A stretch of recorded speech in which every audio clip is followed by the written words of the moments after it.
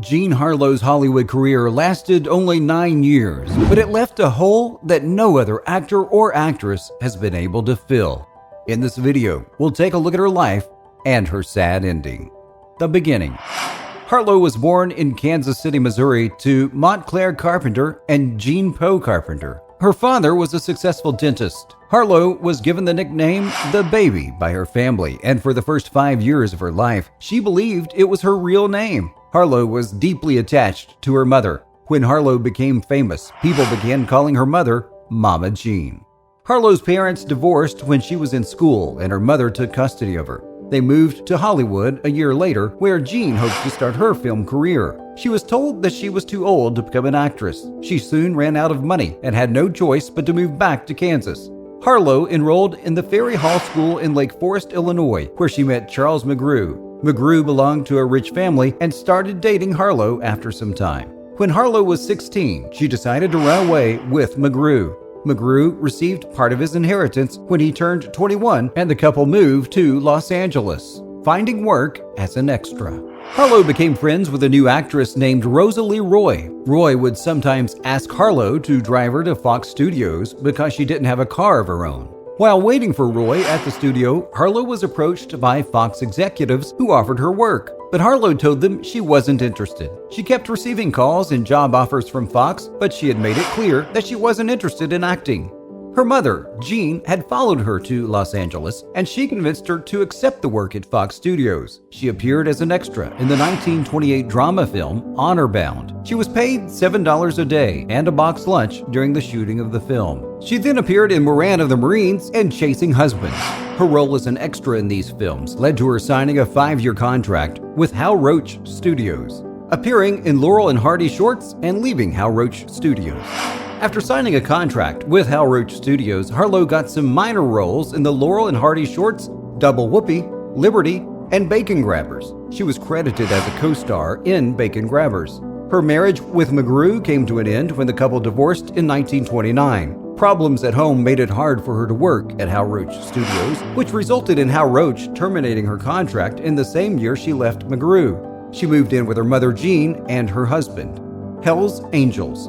Harlow continued working as an extra in films until she was discovered by actor Ben Lyon. Lyon was acting in Howard Hughes' Hell's Angels at the time, and he suggested to Hughes that Harlow should be in the film. Hughes needed a replacement for actress Greta Nielsen because her Norwegian accent didn't fit her character. Harlow auditioned for the role, and Hughes gave her a 5-year contract. Hell's Angels was released in 1930 and became the highest-grossing film of the year and shot Harlow to international fame. Despite becoming an international star after the success of Hell's Angels, she appeared as an extra in Charlie Chaplin's City Lights, but she didn't make the final cut. Platinum Blonde. Hughes sent Harlow to New York, Seattle, and Kansas City to promote Hell's Angels. She dated mob boss Abner Zwillman, who bought her a red Cadillac and even got her a 2-picture deal at Columbia Pictures. Her first film with Columbia was Gallagher. Gallagher was renamed to Platinum Blonde.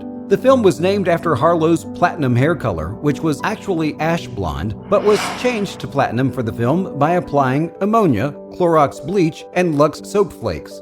After the release of the film, Howard Hughes' team organized a competition to see if anyone could dye their hair the same shade as Harlow's. No one was able to match her hair color, and thus no one won the cash award of $10,000. The film was a success, and Harlow became known as Platinum Blonde. Getting signed to MGM. At the insistence of MGM executive Paul Byrne, who was now Harlow's husband, MGM bought her contract from Hughes for $30,000. She finally started receiving bigger and better film roles. Her first film with MGM was the romantic comedy film Red-Headed Woman. During the filming of the film, actress Anita Page passed her without saying anything. Harlow was a very sensitive person, and being ignored by Page caused her to cry. She later realized it was because she was wearing a red wig, and Page didn't recognize her. Red Dust and Byrne's Suicide. Her next film was Red Dust, in which she co-starred with Clark Gable. MGM began promoting Harlow as a descendant of Edgar Allan Poe, and they also published pictures of her doing charity work. During the filming of Red Dust, Harlow's husband, Paul Byrne, was found dead in his house. It was thought that Harlow killed him, but the police later discovered Byrne had shot himself. Louis B. Mayer, the founder of MGM, tried to replace Harlow in Red Dust with Tallulah Bankhead after the incident, but Bankhead refused, saying, "To damn the radiant Jean for the misfortune of another would be one of the shabbiest acts of all time." Mayer later realized that replacing Harlow was unnecessary anyway because she didn't show any sign of sadness and didn't let her husband's suicide affect her work. She continued to work in the film without mentioning anything about the incident. Red Dust came out in 1932 and was a box office hit. Harlow and Clark Gable worked together in 4 more films, all of which were successful. Death. Jean Harlow caught influenza when she was in Washington, D.C., where she was participating in fundraising activities for an organization called March of Dimes. During the filming of her last film, Saratoga, she developed sepsis and she complained about feeling ill multiple times. She recovered from sepsis after 2 months and began filming again. Her complaints of feeling ill did not stop though, and after being checked by the studio doctor, it was concluded that she had influenza. Her co-star, Una Merkel, noticed that she had gained a lot of weight. She found it increasingly hard to perform in the film. She had to lean against Clark Gable in some scenes because she couldn't stand and was later escorted back home. Clark Gable later visited her and said that he smelled urine on her breath when he kissed her, a sign of kidney failure.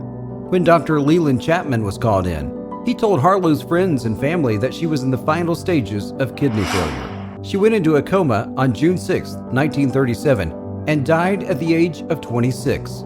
According to her death certificate, she died of acute respiratory infection, acute nephritis, and uremia. An MGM writer said, "The day baby died, there wasn't one sound in the commissary for 3 hours." The film Saratoga was completed using doubles in long-angle shots, and it was released 2 months after Harlow's death. It became the highest-grossing film of 1937. Blues musician Led Belly was in prison when he heard that Harlow had died. He wrote a song called Jean Harlow for her. Harlow has a star on the Hollywood Walk of Fame and a novel written by her called Today is Tonight and was published in 1965. What's your favorite film by Jean Harlow? Let us know in the comments below, and don't forget to press the subscribe button.